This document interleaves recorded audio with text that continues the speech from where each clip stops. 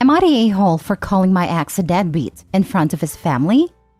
I, 41 female, have a daughter, Sam, 14 female, with my ex-husband, Brian, 44 male. We divorced when she was 4, and Brian made a real effort to be a good father for the first couple of years after that. But then pretty much overnight, he seemed to lose interest in her.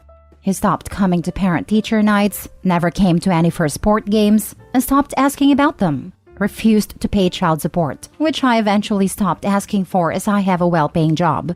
Would forget to pick Sam up on days he said he would, and stop asking to see her at holidays. On the rare occasions he remembered to pick her up, he would try and smooth everything over by buying her expensive gifts. And it's worked for a really long time, but it started to wear off now and Sam is starting to see through it. Sam has maintained a very close relationship with her paternal grandparents. Sam is a very accomplished field hockey player and represented our country internationally recently, and it's likely that she will be on the World Championship team later this year. We returned 2 days ago, and yesterday, her grandparents wanted to take her and the rest of the family to lunch to celebrate. Brian showed up 45 minutes late, didn't even apologize. His parents were surprised and told him to behave. Then as Sam was recounting her time and summaries of the matches to her grandparents, Brian interjected and belittled her performance because she only scored 1 goal. Sam burst into tears and ran to the bathroom.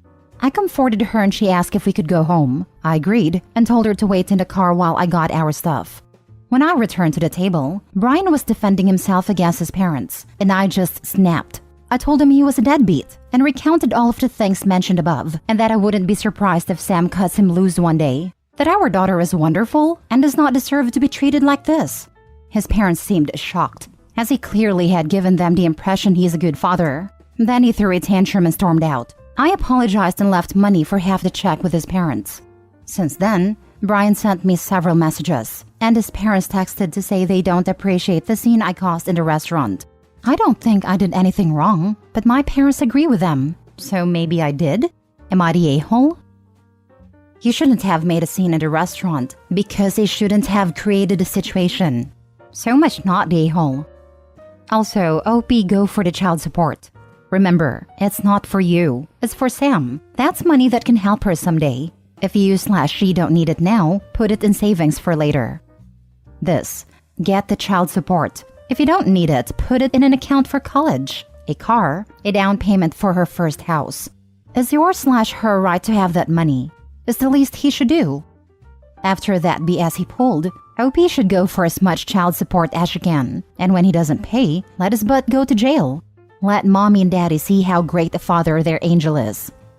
Not the a-hole. Brian is a big-time a-hole here. Take him to court for child support, and then let Sam use that money however she wants to seek out the fullest life possible, like to help with her dream college, to spend on great travel experiences, etc. She deserves to benefit somehow from her farce of a father, and so do you, for showing up and being a good/loving parent to her. I plan on not claiming, since I am lucky enough to have a well enough paying job that I can support us. I plan to tell her that before she turns 18, that between 18 to 25, she will then be able to claim all backdated child support, which will be about 12 years, I think, and it will be paid to her directly for her to use as she wishes. I don't think it's fair to let your 18-year-old kid go through the legal proceedings of getting backdated child support because he can't be bothered. You could easily fight to get the backdated child support and to get your ex to give the child support every month, but put all of that money in an account in your name until your kid turns 18 and give her access to it. Not the a-hole. You defended your child. Full stop. I'd respond to the parents and tell them you don't appreciate him belittling your child over a match he didn't even see, nor do you appreciate the fact he never sees any and is never there. So before they want to continue coming at you for making a scene, maybe they should stop and reflect on why the scene was necessary. Next story. Am I the a-hole for ruining my dad's chances of winning my mom back? My 25 female parents are getting divorced after 24 years of marriage. My mother was basically cheating on my father for months before he found out. I put cheating in quotation marks because my dad was a horrible husband, so I was actually happy she found someone else. Once mom said she wanted to separate, my dad completely changed. He said he didn't want her to leave, begging her to stay, saying he will change. He actually got on medication for his depression, started being more affectionate, and asked for couples counseling that he said my mom agreed to do. One day I go to my parents' house, and my dad says he wants my help winning my mom back. We are in the backyard and mom is in the house. I told him no, because I want what's best for her and he's not it. He said that he has severe depression, and saying that is bad, without acknowledging how depression can affect a person, isn't right. He said he was disappointed, because if the genders were reversed, I would admonish him for cheating and breaking the vow of marriage.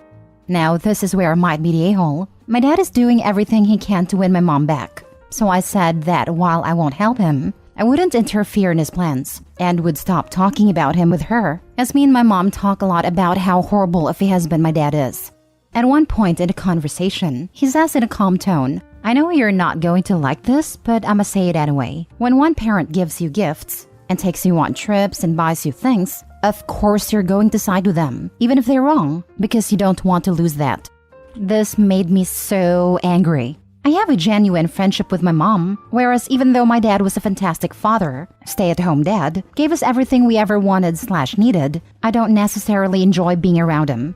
I hang out with him sometimes out of obligation, but it's very forced, and I know he can tell, and he's told me this hurts him in the past. I basically went off saying screw you, and how dare you, and that he had no right to question my character. And the reason I like my mom is because he's no fun, unmedicated, he's rude and rigid, and it has absolutely nothing to do with money.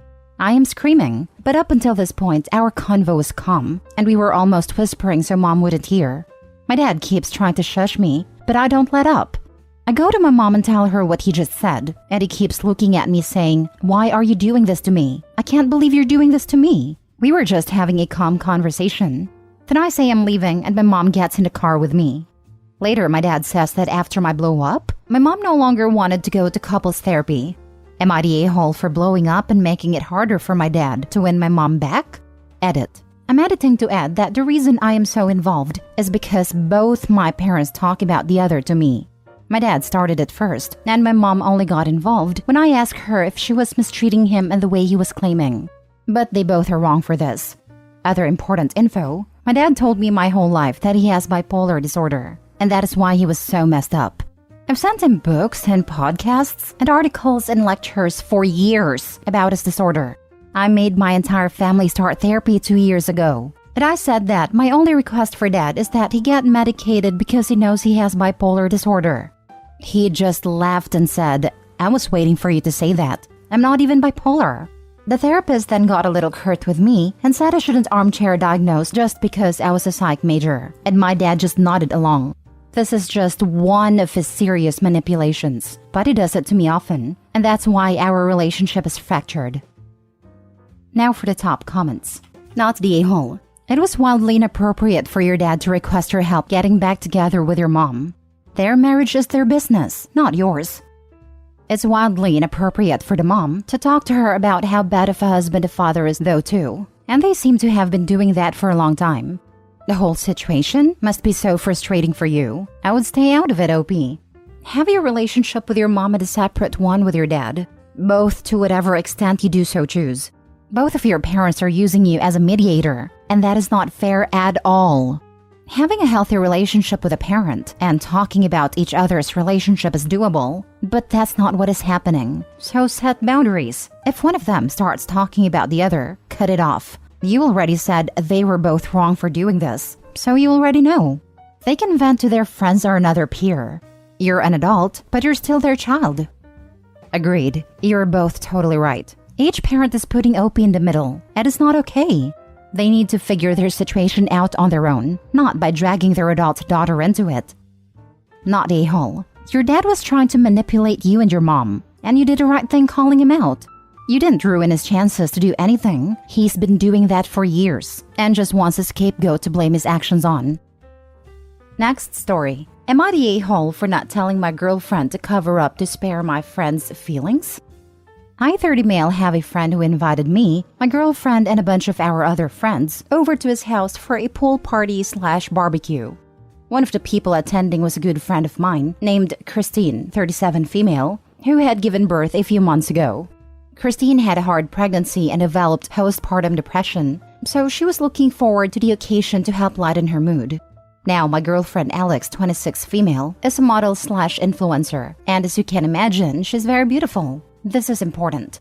Everyone at a party is wearing some form of swimming gear. All of the guys are wearing trunks and tank tops or Hawaiian shirts, and the women are wearing bikinis or swimsuits.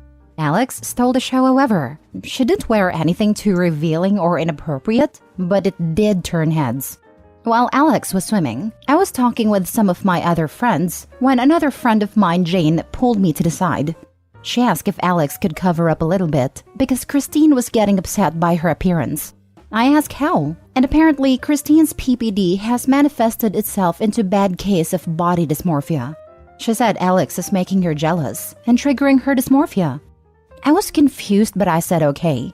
Talked to Alex and she said that while she understood, she didn't understand why she had to cover up for the sake of someone else's feelings. Needless to say, she didn't do it, and Christine ended up leaving early 2 hours later. Jane came up to me and said Christine left because she couldn't stop crying. She also said that me and Alex are a-holes for not being accommodating to Christine's feelings.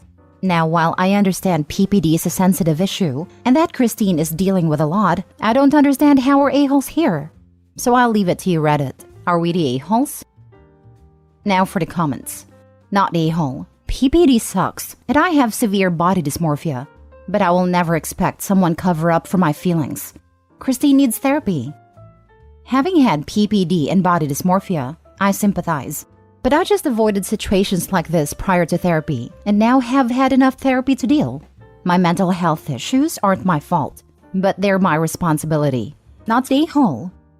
Not the a-hole. I'm a mom who has given birth twice, once to a singleton and once to twins. It didn't matter what your girlfriend wore, Christine was going to get upset with someone. It wasn't your girlfriend, it was the environment. Christine wasn't ready.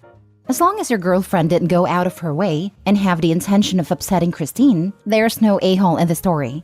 Christine is going to have to get comfortable with her new body and can be tough.